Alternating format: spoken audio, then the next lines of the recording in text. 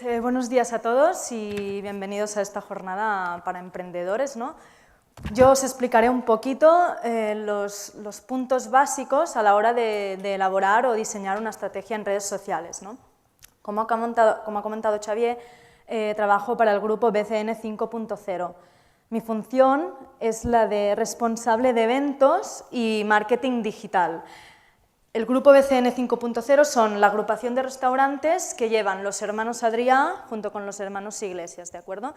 Entonces, el título de responsable en marketing digital me sirve para introducir el primer punto a trabajar, ¿no?, cuando diseñamos una estrategia, que es la ubicación. La ubicación de la estrategia en redes sociales la debemos ubicar en el plan de marketing y comunicación de toda empresa y más concretamente en la parte del marketing digital, ¿vale?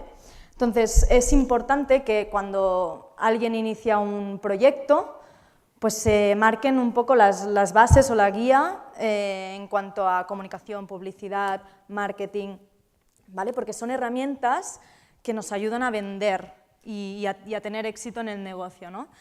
Entonces, es verdad que es cierto que en una etapa inicial pues es un poco complicado contar con un departamento de marketing grande y hacer acciones pues, grandes, ¿no?, o potentes. Entonces, esto también la importancia de las redes también radica aquí porque es unas herramientas que en teoría, ¿no?, son con poca inversión, ¿vale? Entonces, esto también nos ayudará a conseguir público y a tener éxito, ¿de acuerdo? Entonces, lo ideal es que la persona que se encargue de la estrategia en redes sociales sea interna, sea de la empresa.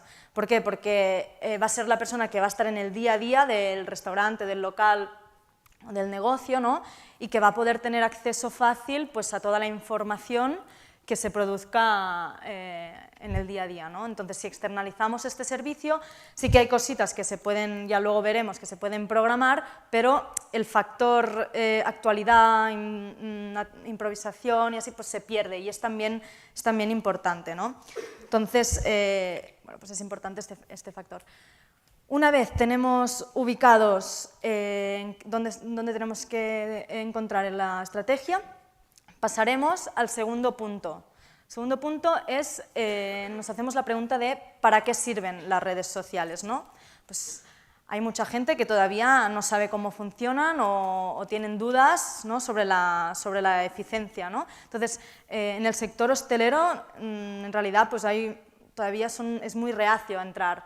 Por falta de tiempo, por falta de proactividad, bueno, quizás se inician, pero lo acaban dejando, ¿no? No sé si aquí hay algún caso que, pues eso, que estén iniciando un proyecto y hayan entrado en redes y lo hayan dejado, puesto que no tienen tiempo o por la proactividad. No sé si hay algún caso, pero un poquito podría ser la situación de muchos, ¿no? Entonces, su función primordial, la de las redes sociales, es comunicar, es dar a conocer una información. Puesto que si nosotros pues, abrimos un nuevo restaurante o elaboramos un nuevo plato y no lo comunicamos, pues va a servir de poquito, ¿no? Entonces perdemos la oportunidad de llegar a muchas personas. Entonces las redes sociales nos da ese canal de comunicación que es barato, ¿no?, y que nos aporta pues esta ayuda, ¿no?, para llegar a millones de personas, ¿de acuerdo? Entonces, como finalidad primordial esta, la de comunicar y dar a conocer una información. Luego vemos que también tiene otros usos. Y aquí llegamos al tercer punto. Tiene otros usos según el objetivo de comunicación que marquemos, ¿vale? Como cuando nosotros elaboramos cualquier plan para cualquier cosa, lo hacemos para conseguir pues, algún objetivo, ¿no? Pues en comunicación también debemos marcar qué es lo que queremos conseguir informando, ¿no?, con esa información. Entonces aquí me viene muy bien introducir el ejemplo de los restaurantes que gestiono, ¿de acuerdo? Porque cada uno pues, se encuentra en una fase distinta, entonces el objetivo de comunicación es diferente. Por ejemplo, Tickets, ¿no? Pues, Tickets pues es el más popular, ¿de acuerdo? Es conocido, entonces no necesitamos pues, darlo a conocer. Me atrevería incluso a decir que no necesitamos contactar más clientes, es decir, conseguir más clientes, que sí, que siempre va bien conseguir más clientes, pero en este caso no sería nuestro objetivo principal, ¿no? Entonces aquí lo que trabajamos con la comunicación es fidelizar al consumidor, que se quede con nosotros, que hable de nuestra experiencia antes, durante, después, que comparta el contenido, ¿no? Crear esta relación, ¿de acuerdo? Que en realidad al final pues es la mejor publicidad que podemos tener, ¿vale? Pacta, bueno, somos conocidos, estamos empezando a ser conocidos, y aquí el problema es el concepto.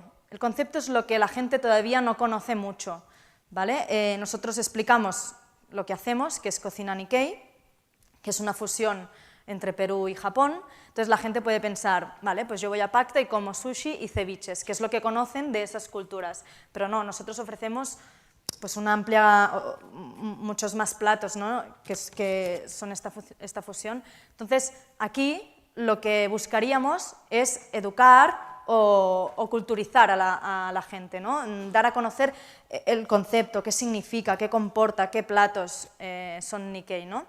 Entonces estaríamos en este proceso. Bodega 1900. Bueno, pues Bodega también es conocido, luego tenemos una cierta estabilidad, pero aquí lo importante es la diferenciación, diferenciarnos de la competencia, ¿de acuerdo? Entonces buscaremos los puntos fuertes del restaurante, ese valor añadido que damos en nuestro restaurante y lo comunicaremos para que la gente lo conozca. Luego pasamos a Hoja Santa y Niño Viejo, son las dos últimas propuestas de este grupo, son unos restaurantes mexicanos y hace relativamente poco que los han abierto y por lo tanto sí que estamos en una fase más inicial, en una fase en la que necesitamos notoriedad, ¿vale? Darlo a conocer. También, al ser unos restaurantes de otra cultura, también jugaremos un poco con la culturización, ¿vale? Nosotros aquí, pues, bueno, en España pues, hay mucha cultura del Tex-Mex, nosotros queremos diferenciarnos un poquito de esto y por lo tanto pues bueno, hay que explicar qué hacemos. Y luego tenemos un futuro restaurante, que es el Enigma. Bueno, de momento Enigma, no sé al final. El Enigma, para los que no sepáis, viene del antiguo 41 grados, ¿vale? Este restaurante, el 41, se cerró para ser reabierto, ¿vale? En otro local mucho más grande. Entonces, ¿qué pasa? Que nosotros ya teníamos una comunidad en las redes sociales, ¿no? Que nos seguían. ¿Cuál va a ser nuestro objetivo entonces aquí? Pues mantener esa comunidad y provocar que sigan interesados, ¿no? ¿Cómo? Pues dando contenido de expectación, creando misterio, mensajes en torno enigmáticos, ¿no? En torno al enigma, valga la redundancia, ¿no? Entonces buscaremos esto.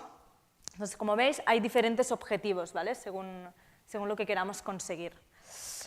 Una vez llegados aquí y conocemos los objetivos de comunicación, pasaremos al siguiente punto, ¿de acuerdo? Que es ¿a quién vamos a dirigir esta información? ¿No? Es importante, nos interesa que lo que informemos pues, llegue a las personas adecuadas, ¿no? Para recibir un retorno. Entonces tenemos que conocer al usuario, ¿no? Y esto, pues las redes sociales nos dan herramientas para segmentar el público objetivo, conocer sus gustos, su comportamiento, para definir el perfil, ¿no? del consumidor. Entonces, esto es importante. Que nos sigan ya es un indicio de interés, pero necesitamos mantener ese interés, ¿de acuerdo? Y eso solo lo conseguiremos si conocemos lo que les interesa y poderles dar ese contenido. Con esto llegamos a uno de los puntos más importantes en la estrategia en redes sociales, que es el contenido.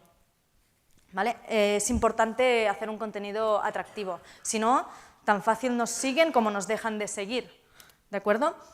Aquí hay 3 subapartados que podemos desarrollar. El primer apartado es qué tipo de contenido damos al público.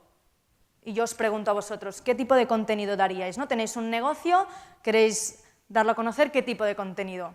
La lógica nos diría que demos información sobre el restaurante, ¿no? Todo lo que pasa, los platos, tal. Sí, pues sí, es cierto, es así. Tenemos que dar una información del restaurante, pero estamos en un contexto que nos obliga a diferenciarnos también en el mundo online. Entonces, nuestro mensaje tiene que intentar ir más allá del interés de vender nuestro restaurante, ¿de acuerdo? Entonces, según mi experiencia y las tendencias actuales, pues tenemos unos porcentajes que nos dividen el contenido de la siguiente manera. Un 50% sería información del local, y aquí pues entraría decoración del restaurante, platos, visitas de clientes, noticias sobre el restaurante, prensa, todo lo que sea en el día a día del restaurante. Luego entraríamos dentro de un 30% de información local, pues festividades locales, exposiciones que se den, ferias, cositas que pasen en torno a nuestra ciudad, ¿no? O, por ejemplo, proponer algo, ¿no? Nosotros en Tickets tenemos, por ejemplo, una sección que se llama Planazo. Y pues aquí nosotros lo tenemos programado para los jueves, por ejemplo, entonces cada jueves damos una idea para hacer pues, ese mismo día o durante los próximos días, ¿no? Entonces le estás dando una información al cliente que no vendes tu restaurante, sino que es más allá, ¿no? Es un valor añadido. En Bodega, por ejemplo, pues tenemos otra sección que se llama Ideas Domingueras. Pues bueno, es un poquito lo mismo, pero los domingos. Es un día festivo, pues la gente a veces no sabe qué está pasando en la ciudad y nosotros pues damos una propuesta, ¿de acuerdo? Y luego entraríamos en el 20% de información del sector, ¿vale? Y esto ya serían pues ferias gastronómicas, acontecimientos de hostelería, aperturas de nuevos restaurantes, noticias de chefs y también el tema de culturizar, ¿no? Aquí, por ejemplo, en los diferentes restaurantes tenemos una sección que se llama ¿Sabías qué? Que con una creatividad pues damos un contenido que es curioso para la gente, ¿no? Y es una manera divertida de ir enseñando un poco cositas pues, del sector, ¿no? Pues, por ejemplo, depende cómo pongamos los cubiertos en los platos, significa que te ha gustado, que no, que más o menos, ¿no? O el origen del choque de las copas de brindis, ¿no? Pues son cositas que la gente pues, desconoce, habrá quien lo sepa, pero la mayoría pues, lo desconoce, ¿de acuerdo? Entonces, el siguiente subapartado que podemos desarrollar es cómo organizar el contenido. Antes decíamos, ¿no? Que hay gente que se inicia en las redes sociales y pues, por falta de tiempo pues, no, lo acaban dejando, ¿no? Entonces, este punto es importante. Pues imaginaros, yo con 5 restaurantes y un posible sexto, es imposible que esté en todos los restaurantes durante todo el día esperando a ver qué sucede para luego publicarlo. Entonces, me siento obligada a programar, ¿no? A planificar. Es cierto que hay una información que es imposible planificar pues, por el efecto este de naturalidad o actualidad, pero habrán cositas que sí. Por ejemplo, si nosotros queremos publicar platos, ¿no? Platos que hay en el restaurante, pues cuando hagamos la sesión fotográfica hacemos de 4, 5, 6 platos y si hacemos una programación, hay una publicación por semana, pues ya tenemos para todo un mes. En mi caso, por ejemplo, si nos planificamos en un mes esta información que podemos y luego cada semana, al inicio de cada semana, revisamos esa información de la semana por si hay algo de última hora que nos haga cambiar un poquito la programación, pero es importante. Luego, para empezar, pues haríamos una clasificación según la temática, según el tipo de contenido que queramos dar y según la frecuencia, ¿no? Iniciando un proyecto, yo diría 2 publicaciones a la semana, pues estaría bien. A medida que vayamos teniendo pues, más contenido, pues 3, 4, para mí es lo ideal.